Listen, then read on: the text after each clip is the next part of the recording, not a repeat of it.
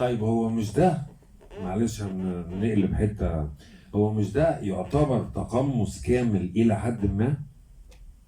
وانت ضد التقمص الكامل؟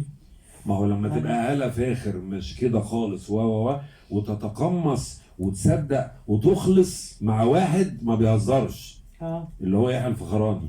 يعني يحيى الفخراني هيعمل شيف او كان موظف دبلوماسي، محتشم، لا دبلوماسي كان ولا حاجه كده، سفير، وبعدين طلع ساب البتاع بقى شيف وعمل مسلسل اللي هو بالحجم العائلي بالحجم العائلي. تصدق ان هو الله شيف. هيعمل الملك لير يعمل دقن وبتاع فالمعايشه دي، فهل ده هو السبب؟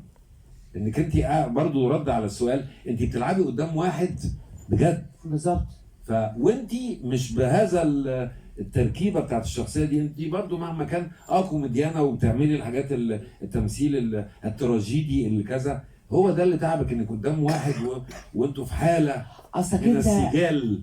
ماشي، بس انت عشان تدخل في الشخصيه في وقت التصوير وفي البروفا بعدين تطلع منها على طول عادي بقى بحاول اطلع نفسي منها، فده بيتعب البني ادم من جواه. ان انت ابسايد داون، انت في البروفا وفي التصوير عامل الشخصيه جدا، بعد كده انا بعمل كده بحس ان انا مخنوقه، فلازم اطلع من ده هزر بقى على طول.